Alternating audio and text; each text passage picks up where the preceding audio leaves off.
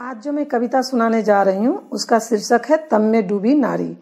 ये कविता लिखने की प्रेरणा मुझे कुछ औरतों से ही मिली। मैं एक घर में गई हुई थी, वहाँ कुछ औरतें आपस में बात कर रही थी। उसमें विषय था औरत और मर्द का। उन औरतों का कहना था कि औरत तो पाप की जननी होती है, वो तो तुच्छ होती है, वो तो कुछ नहीं होती है, मर्द पुरुष जो है वो शुद्ध होता है। तो मैंने उन्हें कुछ कहा, लेकिन मुझे लगा कि ये समझने के स्थिति में नहीं है, इसलिए मैंने कुछ ज़्यादा नहीं कहा। और मैं घर में आके सोचने लगी कि पाप से पुण्य कैसे निकल सकता है। पाप से तो पाप ही निकलेगा, शून्य से शून्य ही निकलता है।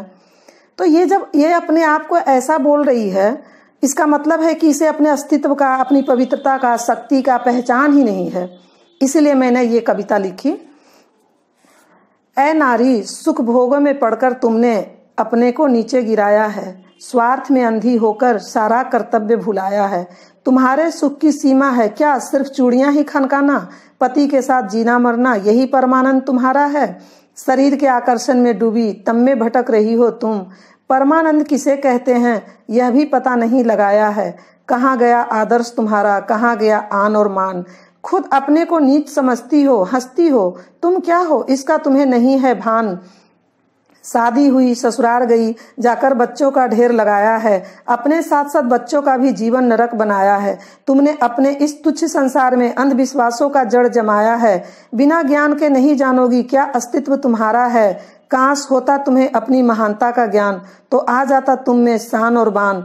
विश्व मंच पर तब देखती जगमग नाम तुम्हारा है। जागो नारी, सत्य को जानो, पहचानो क्या कर्म तुम्हारा है। यह कविता लिखने के बाद मुझे एक बात और याद आ रही है। पहले जमाने में भी मेकअप और सजावट होता था, लेकिन आज का जो आर्टिफिशियल मेकअप है, नारी इतना अपने आप को मेकअप में डुबा ली है कि लगता है उसके साथ उसका विवेक भी डूब गया है। कुछ औरतों को, बहुत सारी औरतों को मैंने ये भी नहीं पता है कि किस गेटअप में किसके पास जाना चाहिए। मैंने कुछ औरतों को देखा कि किसी का पति मरा है, उसके सामने भी फुल मेकअप में गई है। ऐसा नहीं है कि पहले जमाने में भी औरतें सजती नहीं थी, सौंदर्य का ज्ञान नहीं था, वो सुंदर नहीं दिखती थी, ऐसा नहीं। मैं भागवत पढ़ती हूँ, उसमें मैंने पढ़ा है जब भगवान श्री कृष्ण का प्रागट्य हुआ तो उसमें सभी गोपियां सुंदर सुंदर वस्त्र गहने पहनकर आई है, सुंदर सजा के अपने आप को आई है और भगवान के सामने नाची गाई है। तो ऐसा नहीं है कि सुंदरता पहले भी नहीं था, सजावट पहले नहीं था, लेकिन आज आर्टिफिशियल मेकअप में नारियां डूब सी गई है। धन्यवाद।